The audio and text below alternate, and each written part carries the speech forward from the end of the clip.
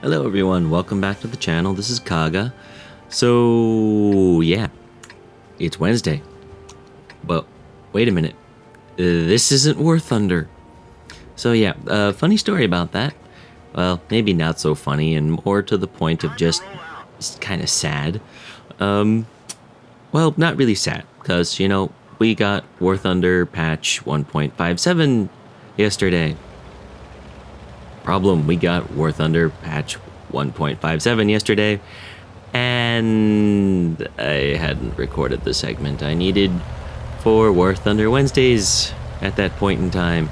So cue life happening and not being able to log in to get you guys some good gameplay for that segment.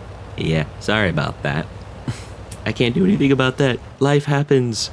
So let's have some World of Tanks instead, because we were going to do some War Thunder Ground Forces RB for this week, but you know what? Yeah. I just so happen to have a match from the newly released World of Tanks 9.14. It's close enough. And, one of these matches happened to be a fairly nice one in the Super Pershing. Also featured as a new addition to War Thunder 1.57. And, you know what? They got it right. They got it so right over there. Just wish I could show it to you. I'm not that far in the American heavy tank line there. So sad. Need to fix that. But anyway, back to the match at hand. As you can see, you couldn't have asked for a better deployment for the Super Pershing on an assault map as being on the defending side for once. Oh boy. Can you make me happier? Probably not. So we got some sneaky shots on that the Cromwell. We got two in there, and then one on that CDC as he bolted across that sand river for which the map is named. And now we're kind of sitting there, kind of scoping out this hill. We'll look for a shot on that Rudy.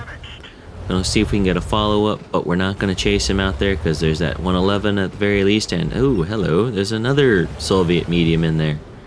Oh no, it's not a Soviet medium, it's the Czechoslovakian T-34/100.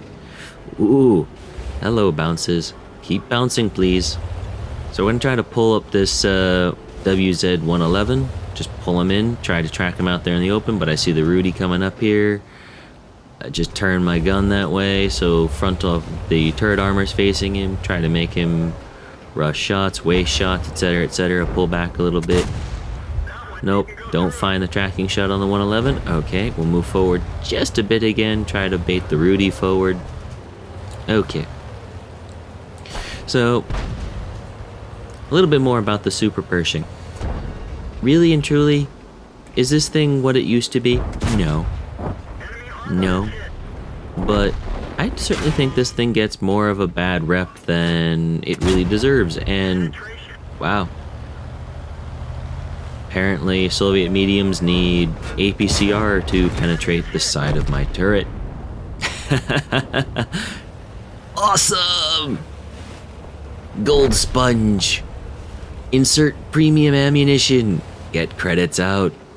This is glorious. So right now, just looking at the map, I know there's at least 3 enemy tanks over there, but right now, the front of my armor is facing them. I should have my gun more or less pointed at most of them, and whoa. Holy VK4502 ninjas. How'd he get over there? Well now, that changes things up a bit, and I gotta be a little more careful. But anyway, it's one of those things that I think this tank gets more of a bad rep than it really deserves. It's perfectly capable so long as you give its armor the best chance that you can. And I know that's a little more difficult than it used to be when they switched the armor profile in the front to not really reflect the spaced armor goodness on the hull. And I think they did tweak the same with the mantlet, though I could remember that wrong. Either way, it resulted in what would used to be a impenetrable wall that couldn't penetrate back into something that's selectively squishy and can't penetrate back, unless you know someone gives you the side of their tank. Which is kind of problematic since the Super Pershing is one of those tanks that has to rely on going face first at the enemy and trying to out-trade them, which, while its APCR can sometimes get the job done, the key to that one is sometimes. And it just doesn't have the mobility to cash in on the rest of it. But, you know, so long as you can make that work, it's a decent little tank. And one of those secrets is to doing well in it is not overextending yourself. And I know that's really difficult. Sometimes you know you have the luxury of it. Other times you don't. And right now, I'm not pressed at all for that choice. Which is why you see me contemplate the shot on this VK.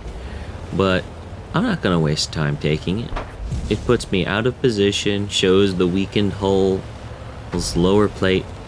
Which, you know, I don't even think at that range, even before the buff, that it would have stopped that 88mm gun's shell at that angle. Conversely, I'm pretty certain you could have just gotten a shot straight up into the hull, bypassing the armor by hitting the lower steel that comprises the bottom of the tank. But don't know that for sure. And, you know, I'm going to just make the comparison right now between World of Tanks Super Pershing and War Thunder Super Pershing. War Thunder Super Pershing, the spaced armor works as build. It makes that thing troll as fuck. World of Tanks one, well, it works for the most part. Don't expect it to work all the time, but expect it to work. Generally speaking, it depends on what tier of ammunition you're facing, whether or not it will work all the time, but, you know, you can take good confidence that it will work most of the time. And now the other critical difference.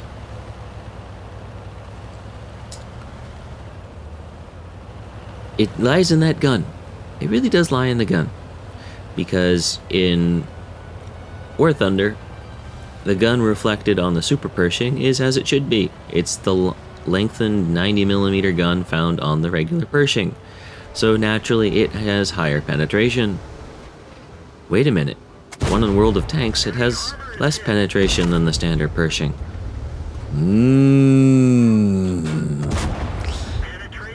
Well, I guess that kind of works out, because if it's an arcade game, yeah, you kind of have to give up something to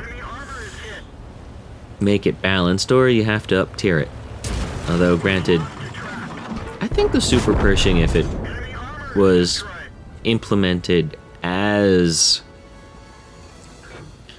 it historically was, could survive as a tier 9. It would still have the issue of mobility, but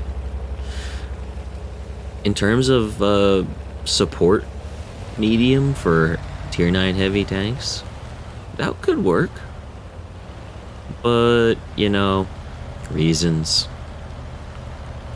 It doesn't fit a particular role, if you will, that someone has decided medium tanks should have, and thus gets relegated to the quirky premium bin, forever to be thought of as a crap tank, even though it isn't. And hello, it's Bert the Avenger, and it's coming in to rape our Hummel. Oh crap. That's not good. Well now. But yeah, we're not getting there in time. Not with 10 seconds on the clock. Not into Super Pershing. Not against Bert the Avenger. Yeah, we're not getting there. Sorry, buddy. I can't avenge you. But I can go over this dune. You know, it's funny. You look at this results screen and you go, almost 100,000 credits and 3,000 experience without premium? Holy crap. That didn't feel like that great a round.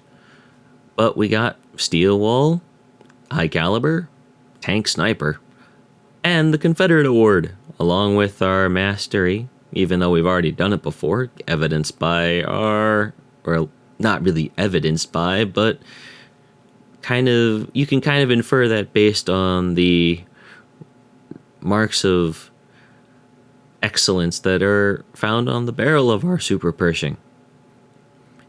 But you know what? We're not here to dwell on that. Let's look a little bit more in detail, figure out whether or not this is the tank for you. Well, wait a minute. Maybe that's not the right way to put this. Whether or not this lives up to the dis-hype train or not. Wow.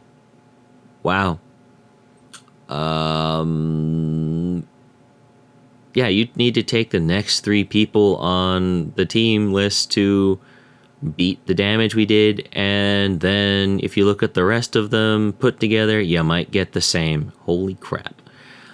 I think this is a good representation of what the tank is capable of.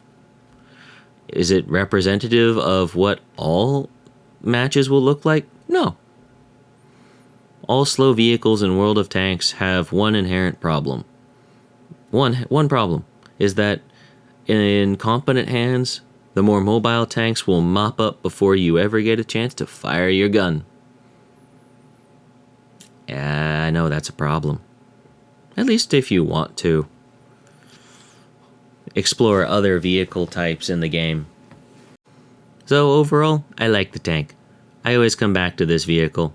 Even though they're newer and shinier medium tanks or other tier 8 credit machines like the 58 Mutz sitting in my garage, I always come back to the Super Pershing. It's a nice little tank, and it's actually somewhat timeless. Anyway, I hope you enjoyed today's emergency video. Yeah, it was an emergency video getting done at stupid o'clock in the morning because I just couldn't get the right tank RB segment for you all. I do hope to, well, not just hope, I am planning to get War Thunder Wednesdays back on track next week, so please look forward to that. And of course, look forward to more World of Warships content to close off this week. And of course, if you happen to like the video, please consider giving it a like down below. If you have any other premiums you'd like to have a take a look at in World of Tanks, just let me know in the comment section, and certainly I'll queue up if I have it. And we'll start talking whatever it is there. Oh yes, if you're new around the channel, I hope to see you around, so please consider hitting the old subscribe button down below. And would like to finish off with thank you for having bared with me for this very impromptu 14 minutes of your time. So once again, thank you, and I'd like to bid you a good day.